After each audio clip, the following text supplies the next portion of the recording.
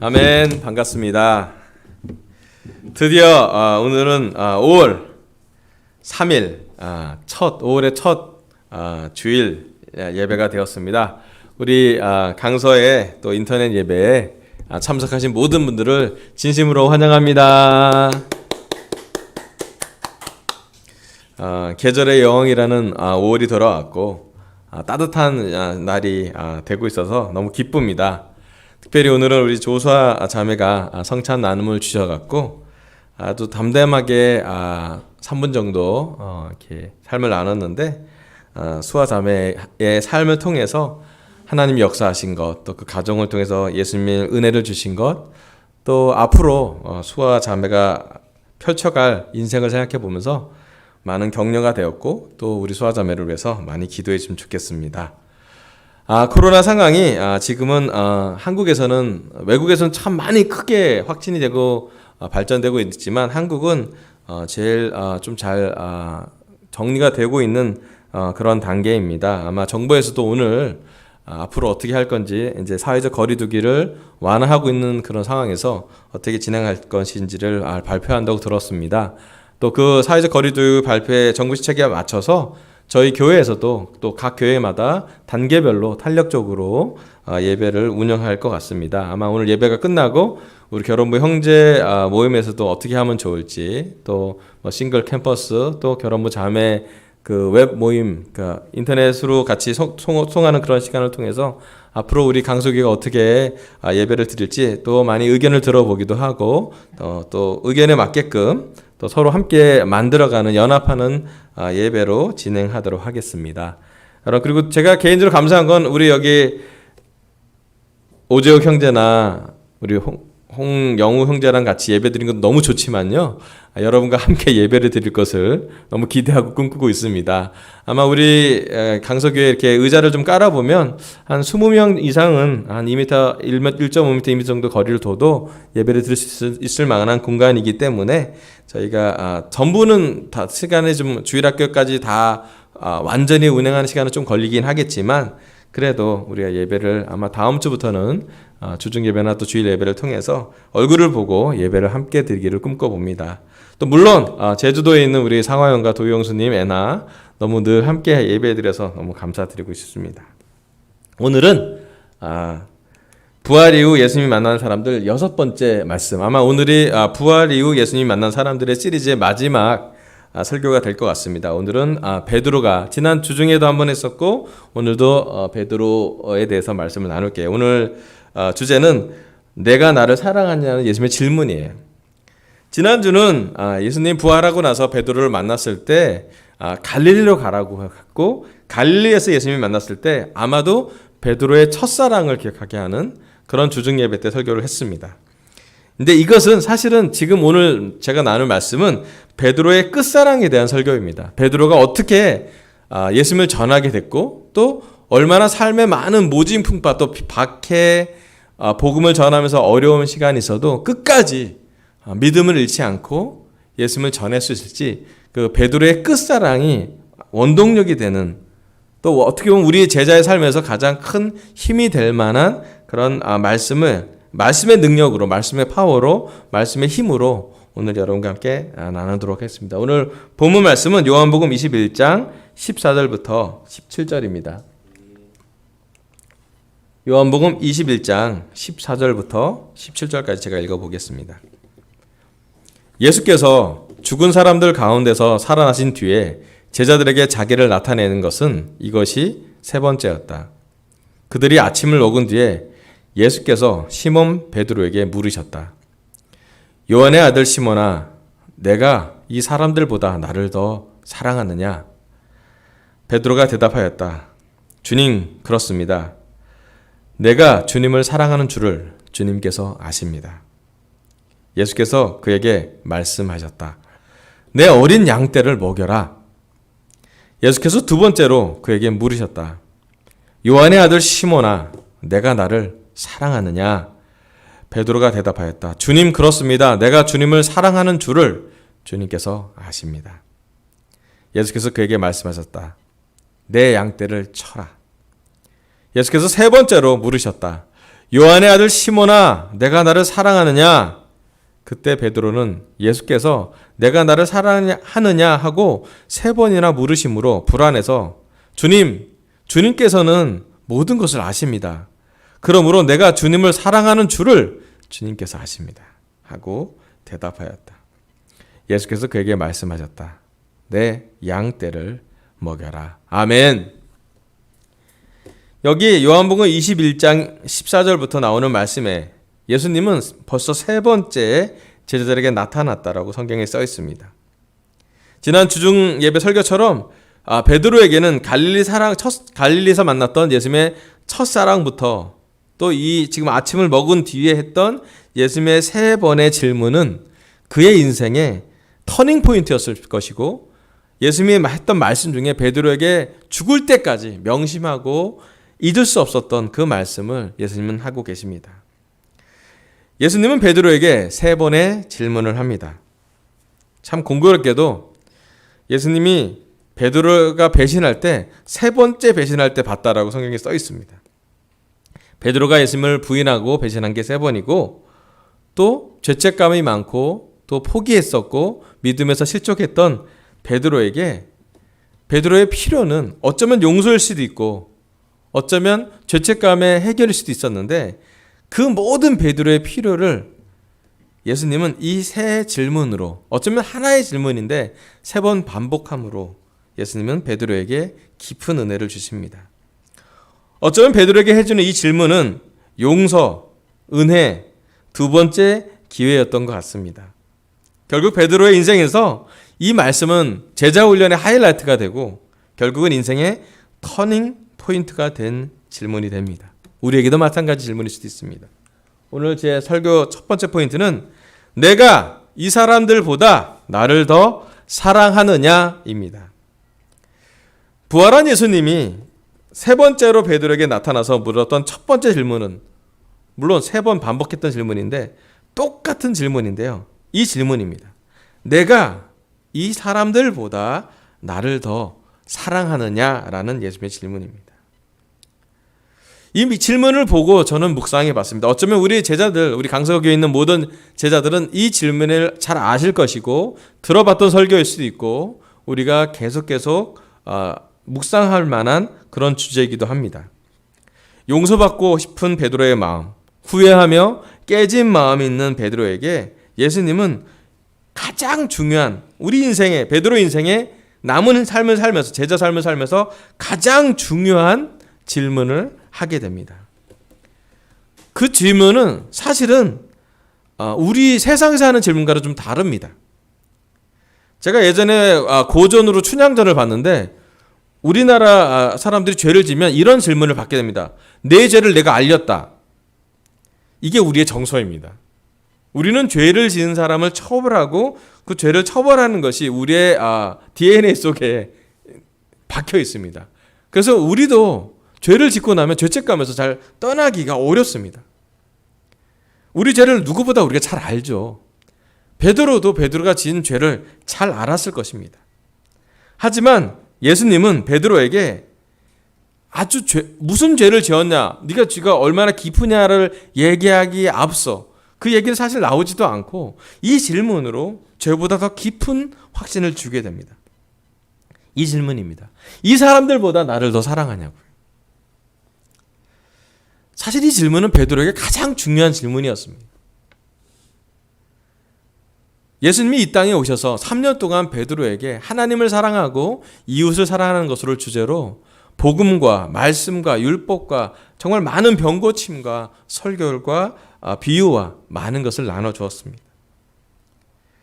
그리고 십자가로 다고 가서 죽으셨고 3일 만에 부활했을 때, 또 부활하고 나서 40일가량 제자들에게 나타났을 때 베드로에게 마지막으로 남겨질 만한 말씀 한 가지는 뭐냐면 이 사람들보다 예수님을 더 사랑하는 질문이었습니다.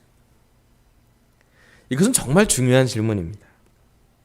예수님은 오늘 우리 강서 제자들 또는 예수님을 사랑하는 모든 제자들에게 똑같은 질문을 우리에게 하실 것입니다.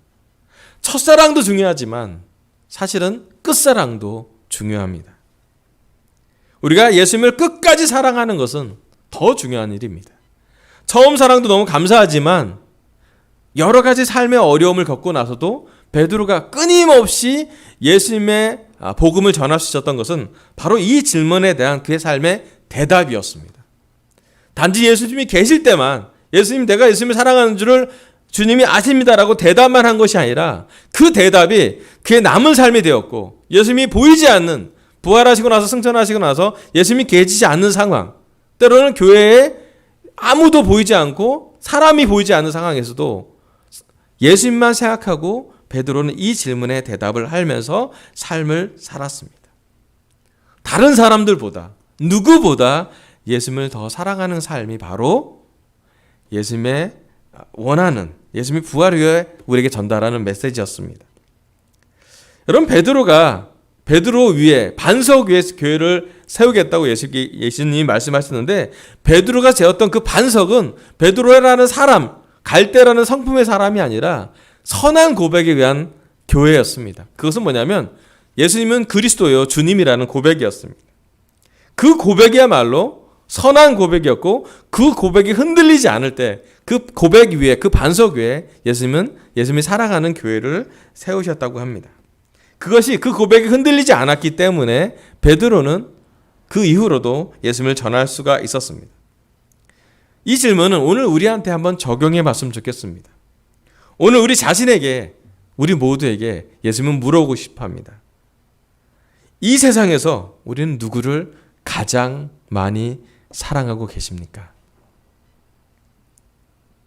정말로 우리가 매일매일 일상에서 주일날 이 예배 시간만 아니라 우리의 직장에서 우리의 가정에서 밥을 먹을 때 잠을 잘 때 또 길을 걸어갈 때 우리한테 물어봐야 될 질문입니다. 우리는 이 세상에서 누구를 가장 더 사랑하고 계신가요? 이 사람들보다 예수님을 더 사랑하고 계십니까? 우리가 제자가 될 때 우리의 첫사랑은 이런 고백으로 시작합니다. 예수님은 나의 주님입니다. 그리고 우리는 그 고백을 하고 회개하는 마음으로 물에 다 잠기고 물에서 나오고 성령님을 선물로 받습니다. 네, 그렇습니다. 우리의 첫 시작은 여기 베드로가 했던 대답과 비슷합니다. 주님, 그렇습니다. 내가 주님을 사랑하는 줄을 주님이 아십니다.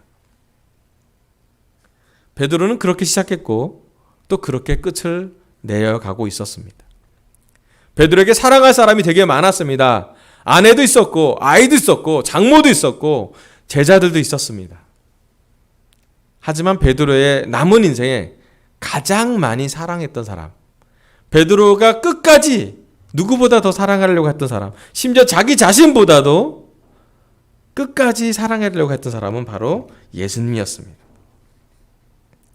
여러분, 우리 제자의 삶도 이것으로 정의 내려집니다. 오늘 우리는 누구를 가장 많이 사랑하고 계십니까? 우리의 가족입니까? 남편입니까? 아내입니까? 부모님입니까? 아니면 아이입니까? 아니면 나 자신입니까? 예수님의 질문에는 영적인 아주 깊은 확신이 있습니다.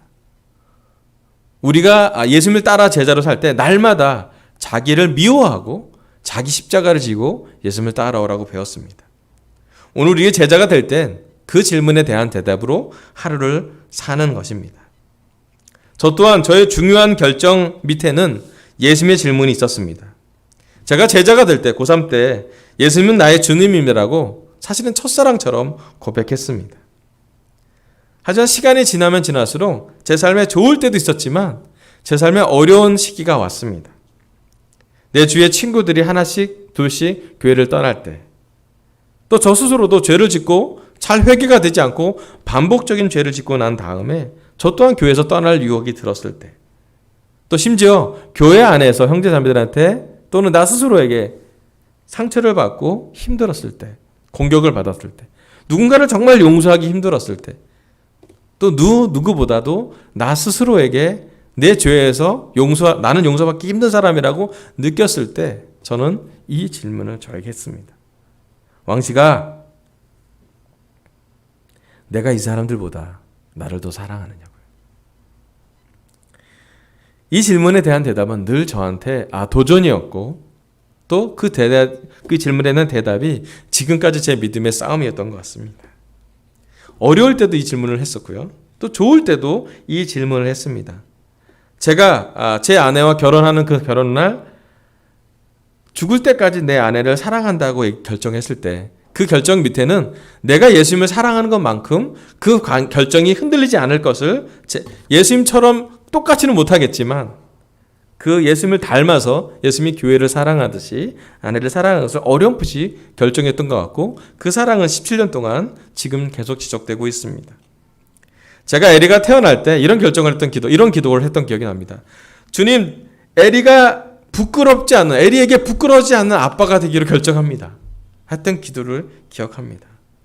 물론 재정적으로 부족할 수 있고 성품적으로 부족할 수 있고 여러 가지 부족할 수 있겠지만 적어도 에리에게 예수님의 십자가를 전해줄 수 있는 아빠가 되기를, 또 어느 날 내가 천국에 갔을 그 마지막 날까지 에리를 키울 때 하나님이 원하시는 예수님의 사랑을 전하는 그런 도구로서의 아빠가 되기로 기도했던 기억이 납니다. 저는 2014년 목사로 임명받을 때 나눴던 성찬 구절도 바로 이 구절이었습니다. 많은 사람들은 저한테 물어봤어요. 어떻게 하면 17년 동안 전도사로 살 수 있는지. 우리 인턴 생활 17년 했잖아요. 그때 저한테 가장 맞던 질문은 타이틀이 아니라 이 질문이었습니다. 왕씨가 네가 나를 더 사랑하냐고요.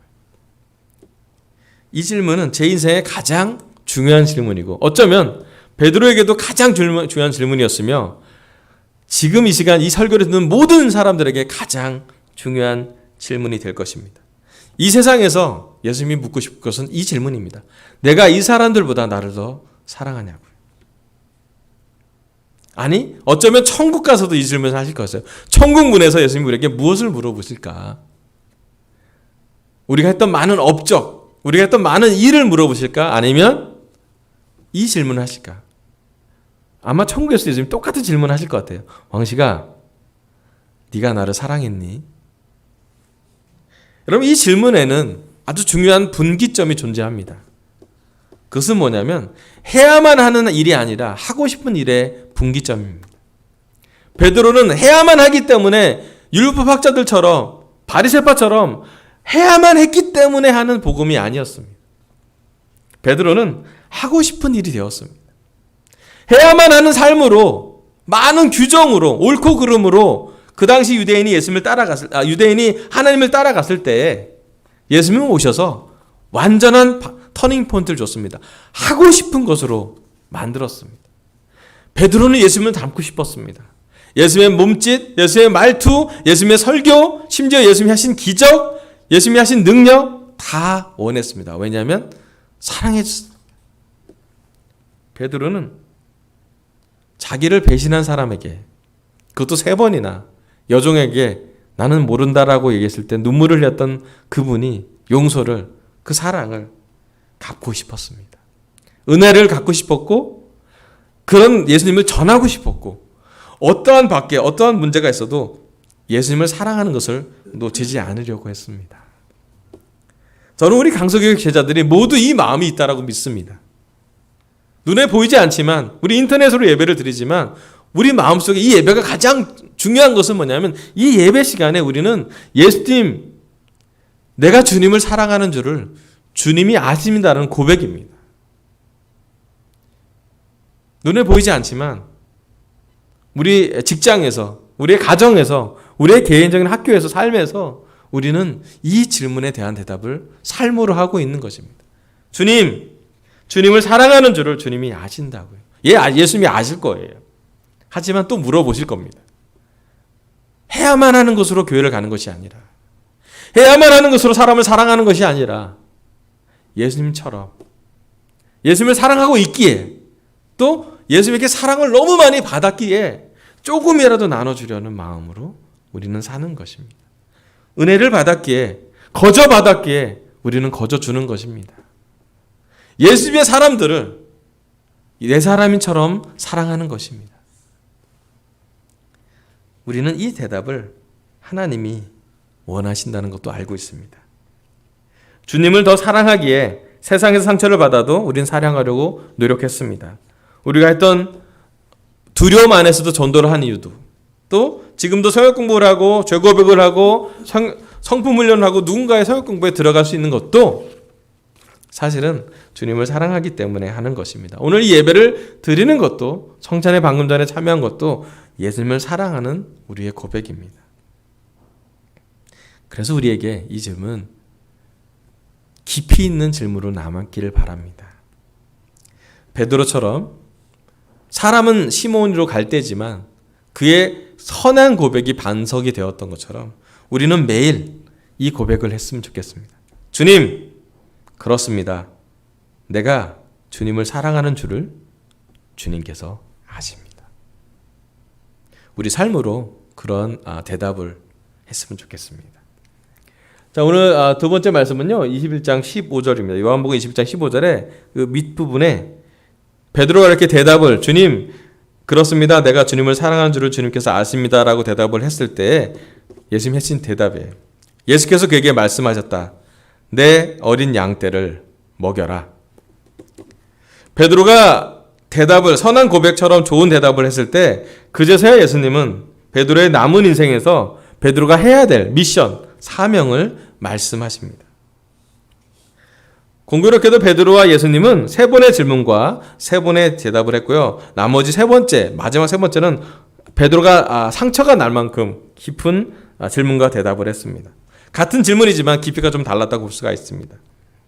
베드로가 대답을 했기 때문에 예수님이 이 사명을 베드로에게 남겼고, 또 이 사명은 베드로의 마음 깊이 남겨있는 사명이 되었습니다. 정확히 얘기하면 베드로뿐만 아니라 예수님을 믿는 모든 사람들은 이 사명이 마음속에 깊이 박혀 있습니다. 오늘 제 두 번째 말씀은요, 포인트는 내 어린 양떼를 먹여라입니다. 예수님을 사랑하는 사람, 예수님을 사랑한다고 고백하는 사람들은 아주 그 고백을 하자마자 예수님이 주는 아주 단순하고 중요하고 최고의 미션이 하나 있습니다. 그게 뭐냐면 예수님의 어린 양떼를 먹이는 거예요. 우리의 어린 양떼가 아니라 예수님의 양떼죠. 베드로는 이 말씀을 듣고 내 어린 양떼가 누구일까, 또는 먹이는 게 어떤 것일까 생각을 했을 것 같습니다. 저도 묵상해 봤습니다. 예수님의 어린 양떼를 먹이는 것은 무엇일까? 근데 참 먹는 건 중요하잖아요. 지금 이 말씀을 한 배경도 베드로에게 아침을 다 먹였어요. 물고기와 빵으로 충분히 배불리 먹였습니다. 우리에게 먹는 게 참 중요합니다. 매일매일 우리의 삶 속에 꼭 드는 생각 중에 하나는 오늘은 무엇을 먹을까라는 생각입니다. 지금 이 주일 예배를 끝나고 좀 이따 12시가 지나면 우리 스스로에게도 물어볼 겁니다. 오늘 뭘 먹지? 이 코로나 상황으로 우리 결혼부 자매들은 심지어 삼시세끼를 집에서 아이들과 같이 먹어야 될 때가 있을 때 고민하지 않습니까? 한정된 돈으로 어떻게 맛있는 메뉴를 또 유기농처럼 건강하게 먹일 수 있을까 고민할 것입니다. 먹는 것은 우리 사람에게 가장 중요한 생명 활동 중에 하나입니다. 우린 먹어야 삽니다. 먹지 않는 것은 죽음으로 가는 것이죠. 잘 먹어야 잘 사는 것입니다. TV의 매체를 보면 그래서 먹는 방송이 정말 많이 나옵니다.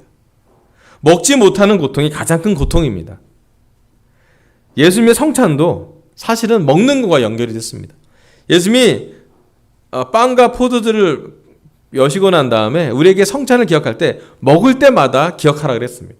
그 당시 모든 이스라엘 사람들이 먹었던 일상 음식이었습니다. 여러분, 우리에게도 예수님도 우리를 기억하기 위해서 가깝게 무엇을 먹이라고, 예수님의 양떼를 먹이라는 것으로 미션을 베드로에게 전달을 했습니다. 우리에게도 똑같은 미션인 것 같습니다. 육적으로 우리는 양질의 음식을 먹어야 합니다. 인스턴트 음식이 아니라 균형 잡힌 5대 영양소의 음식을 우리는 먹어야 됩니다. 우리는 신기하게도 맛있는 걸 먹으려고 하지 좋은 음식을 먹지 않으려는 성향이 있기도 합니다. 우리는 그래서 좋은 음식을 먹어야 됩니다. 면역력이 있는 음식을 요즘 더 먹어야 합니다. 사회적으로 우리는 교육이라는 것을 받아서 지적 배고픔이 채워지기도 합니다. 그리고 학교, 직장, 결혼 모두 다 뭔가 배워야 되는 것으로 계속 우리에게 뭔가 필요를 채우는 것으로 진행되고 있습니다. 감정적으로 우리에게 무엇을 먹이는지 최근 우리 대한민국 사회 유행이 뭐냐면 내 내면의 아이에게 무엇을 먹이고 있는지라는 질문이죠. 마지막으로 영적으로 우리는 무엇을 먹고 있는지 중요합니다. 우리가 예수님의 양이라면 오늘 우리는 무엇을 먹고 있는지 예수님 정말 관심 있고, 베드로가 예수님이 떠났을 때 베드로에게 끊임없이 얘기했던 가장 중요한 미션 중에 하나는 예수님의 어린 양떼를 잘 먹이고 잘 치고 잘 돌보고 잘 양육하는 것이었습니다. 자, 이제 우리는 영적으로 무엇을 먹고 있는지 생각해 봐야 합니다. 우리 매일 양질의 말씀을 먹고 계십니까? 매일 우리 기도의 능력이 올 한 해의 주제인데 어떠한 기도를 드리고 있습니까? 기도할 때 우리 마음은 얼만큼 깊게 와닿고 있습니까? 히브리서 5장 12절부터 14절에 이런 말씀이 있습니다. 히브리서 5장 12절입니다. 시간으로 보면 여러분은 이미 교사가 되어야 할 터인데 다시금 하나님의 말씀의 초보적 원리를 남들에게서 배워야 할 처지에 놓여 있습니다. 여러분은 단단한 음식이 아니라 젖을 필요로 하는 사람이 되었습니다. 젖을 먹고서 사는 이는 아직 어린아이이므로 올바른 가르침에 익숙하지 못합니다. 그러나 단단한 음식물은 장성한 사람들의 것입니다. 그들은 경험으로 선과 악을 분별하는 세련된 지각을 가지고 있는 사람들입니다. 아멘. 여기 히브리 저자는 제자가 된 지 꽤 오래된 시간이 지난 사람들에게 했던 말씀을 히브리서에 적어 놓았습니다. 어쩌면 우리가 얘기하는 오래된 올드 제자라고 말할 수도 있습니다. 그들은 교사가 되어 있을 터인데도 불구하고 하나님 말씀의 초보된 원리를 남들에서 배워야 되는 처지에 놓여 있다고 했습니다. 그리고 얘기합니다. 단단한 젖을 먹지 말고 단단한 음식을 먹으라고 했습니다. 우리 강서 제자들에게도 히브리 저자는 이렇게 말할 것입니다. 어쩌면 베드로도 예수님도 똑같은 질문을 할지도 모르겠습니다. 오늘 우리가 먹고 있는 영적 양식은 젖입니까? 아니면 단단한 음식입니까? 여러분, 우리는 젖을 먹을 때가 지났습니다.